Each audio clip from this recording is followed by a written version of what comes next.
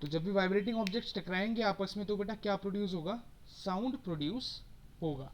इतना हमें पता लग गया यहाँ पे कि साउंड किस तरीके से प्रोड्यूस होता है। अब हम आगे बात करेंगे प्रोपगेशन ऑफ साउंड की, या जो साउंड है वो बेसिकली ट्रैवल कैसे करता है।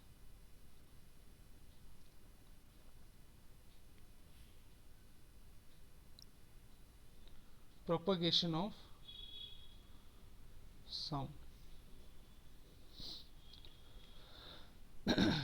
साउंड को हमेशा, जैसे आपने पहले ही पढ़ा हुआ, साउंड को क्या चाहिए,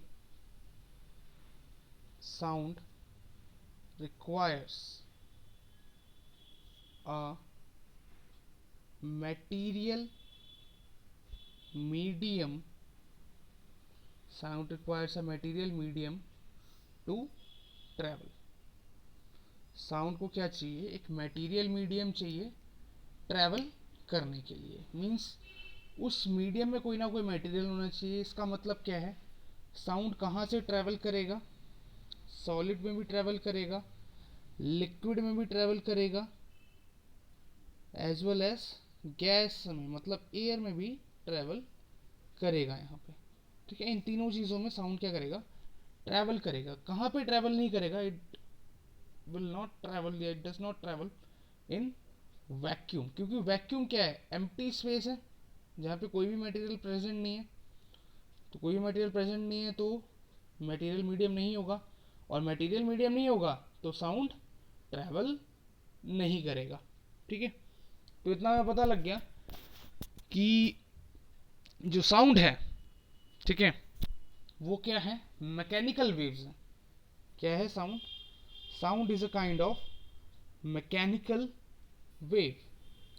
ठीक है, साउंड क्या है हमारा, sound is a mechanical wave which requires which, क्योंकि मैकेनिकल वेव को क्या चाहिए होता है ट्रैवल करने के लिए, एक मटेरियल मीडियम चाहिए होता है ट्रैवल करने के लिए। That's why sound is a mechanical wave. Okay, हम आगे बात करें यहाँ पे अगली चीज की। जो साउंड वेव्स फॉर्म होती हैं उसमें कंप्रेशन और रेयर फ्रैक्शंस रहते हैं। ठीक है, क्या रहते हैं, compressions and rarefaction, rarefactions. ठीक है जी, एक मैं डायग्राम बना देता हूँ यहाँ पे।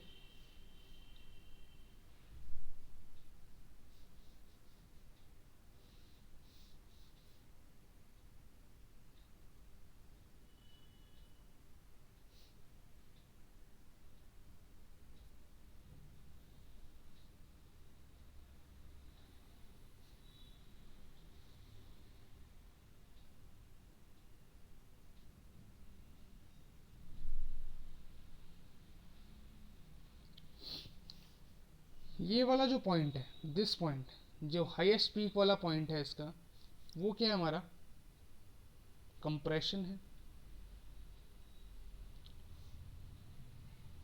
और जो वेव यहाँ पे कंप्लीट होती है, यहाँ पे पर एक वेव हम क्या काउंट करेंगे, ये जो पूरा यहाँ से यहाँ तक कंप्लीट हुई हमारी वन वेव में काउंट होगी। और जो नीचे वाला पॉइंट है इसको हम क्या कहते हैं, रेयर फ्रैक्शन कहते हैं। ठीक है, इसी तरीके से ये हमारा क्या हो गया, कंप्रेशन हो गया, और जो नीचे वाला बेटा आपको क्या हो गया, रेयर फ्रैक्शन हो गया। ठीक है, इतना क्लियर हो गया होगा कि रेयर फ्रैक्शन और कंप्रेशन है क्या बेसिकली। अब हम बात करेंगे यहाँ पे कि जो साउंड प्रोड्यूस हुआ है, हमने मान लिया कि ये साउंड एयर में प्रोड्यूस हुआ है। एयर में क्या है, मटेरियल मीडियम प्रेजेंट है, तो यहाँ पे साउंड वेव ट्रेवल कर रहा है। तो यहाँ से यहाँ तक, मतलब एक जो दो कॉन्सिक्यूटिव कंप्रेशन और रेयर फ्रैक्शन की जो डिस्टेंस रहेगी, ठीक है, दो कॉन्सिक्यूटिव कंप्रेशन की या फिर दो कॉन्सिक्यूटिव रेयर फ्रैक्शन की जो डिस्टेंस रहेगी वो हमें क्या देगी, वेवलेंथ देगी। मीन्स यहाँ पे हमने इसकी डिस्टेंस निकाली, सपोज यहाँ से यहाँ तक की डिस्टेंस हमने कैलकुलेट करी, कुछ डिस्टेंस होगी इस पॉइंट की, सपोज x है, तो x मीटर क्या है, इसकी वेवलेंथ है। This is the wavelength of this sound wave. ठीक है, ये इस साउंड वेव की क्या है, वेवलेंथ है। ठीक है ना, तो distance between two consecutive compressions और two consecutive rarefactions is called wavelength. मैं यहाँ पे लिख देता हूँ, distance between two consecutive compression and या फिर और टू consecutive रेयरफैक्शंस। अब consecutive का मतलब तो पता ही है आपको, जो एक के बाद एक आता है, अगला जस्ट, और two consecutive rarefactions is called wavelength. उसको हम क्या कहते हैं, वेवलेंथ कहते हैं। ठीक है, इतना क्लियर हो गया कि डिस्टेंस बिटवीन दो कॉन्जिक्यूटिव क्या कंप्रेशन और दो कॉन्जिक्यूटिव क्या रेयर फ्रैक्शंस को हम क्या कहते हैं बेटा, वेवलेंथ कहते हैं। ऐसा यूनिट क्या होती है इसकी, ऐसा यूनिट ऑफ वेवलेंथ, वेवलेंथ की ऐसा यूनिट क्या है, वेवलेंथ की ऐसा यूनिट है इज मीटर। वेवलेंथ की ऐसा यूनिट क्या होती है, मीटर होती है। ठीक है, इतना क्लियर है। और इसको डिनोट किससे किया जाता है, आप ये उल्टा वाई बना देना, और इसको वाई, उल्टे वाई को हम क्या कहते हैं, लैम्डा कहते हैं। क्या कहते हैं, लैम्डा कहते हैं। ठीक है, आगे बात करेंगे अगले पॉइंट पे। अगर हम बात करेंगे इसी वेव पे, देखते हैं इसी वेव को समझते हैं। देखो, एक कंप्लीट वेव में, ठीक है, ये जो एक सेकंड में जितनी ऑसिलेशंस कंप्लीट हुई, सपोज 1 सेकंड ऑफ टाइम है हमारे पास, जितनी बार ये वेव कंप्लीट हुई, यहां से यहां तक मैंने आपको क्या बताया, इस पॉइंट से इस पॉइंट तक।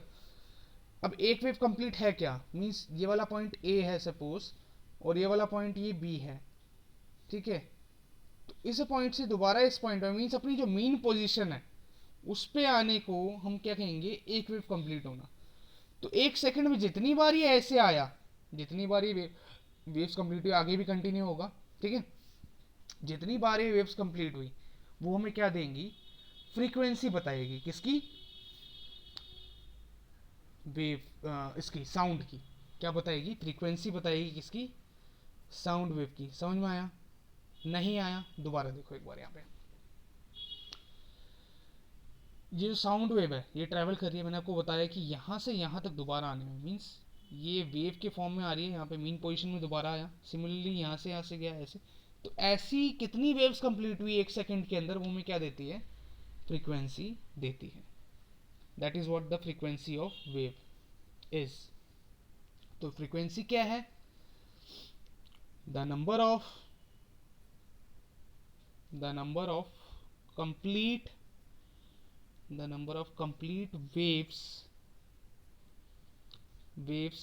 produced in 1 second